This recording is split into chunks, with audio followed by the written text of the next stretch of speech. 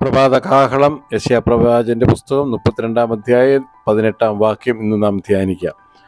എൻ്റെ ജനം സമാധാന നിവാസത്തിലും നിർഭയ വസതികളിലും സ്വൈര്യമുള്ള വിശ്രാമ സ്ഥലങ്ങളിലും പാർക്കും.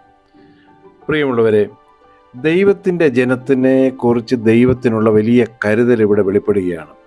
എൻ്റെ ജനം, അത് ദൈവം തൻ്റേതാണ് എന്നുള്ള വലിയൊരു അഭിമാനത്തോടു കൂടിയാണ് പറയുന്നത്. കാരണം എൻ്റെ വാക്ക് കേട്ട അനുസരിച്ച് ഞാൻ പറയുന്ന ചട്ടങ്ങളും പ്രമാണങ്ങളും അനുസരിച്ച് ജീവിക്കുന്ന എൻ്റെ ജനം, അങ്ങനെ ദൈവത്തിന് തൻ്റെ സ്വന്തമാണെന്ന് ദൈവത്തിന് വരുത്തി തീർക്കുവാൻ സാധിക്കുകയുള്ളൂ. അപ്പോൾ എൻ്റെ ജനം, എൻ്റെ ചട്ടങ്ങളൊക്കെ അനുസരിച്ച് ജീവിക്കുന്ന, എൻ്റെ പ്രമാണങ്ങളും വചനങ്ങളും അനുസരിക്കുന്നവർക്ക് അവർക്കുള്ള ഒരു സ്ഥലം അല്ലെങ്കിൽ അവരുടെ താമസം സമാധാനമുള്ളതായിരിക്കാം, നിർഭയമായിട്ടുള്ളതായിരിക്കും, സ്വൈര്യമുള്ളതായിരിക്കും.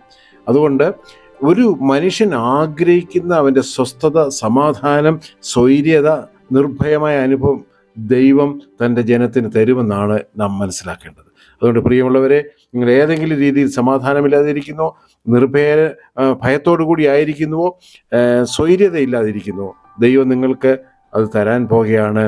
ദൈവം നിങ്ങളെ കരുതുന്ന ദൈവമാണ്. അതുകൊണ്ട് പ്രാർത്ഥിക്കാം. പ്രിയ കർത്താവേ, നിൻ്റെ മക്കൾക്ക് സമാധാനവും നിർഭയമായ അനുഭവവും സ്വൈര്യത നൽകണമേ. യേശുവിൻ നാമത്തിൽ തന്നെ സ്വർഗീയ പിതാവേ, ആമേൻ. God bless you. തിരുരക്തം നമുക്ക് കോട്ടയായിരിക്കട്ടെ. വീണ്ടും നമുക്ക് കൂടി വരാം. ധൈര്യമായിരിക്കുക. ഇന്ന് പകൽ ദൈവം നിങ്ങളോട് കൂടെയുണ്ട്.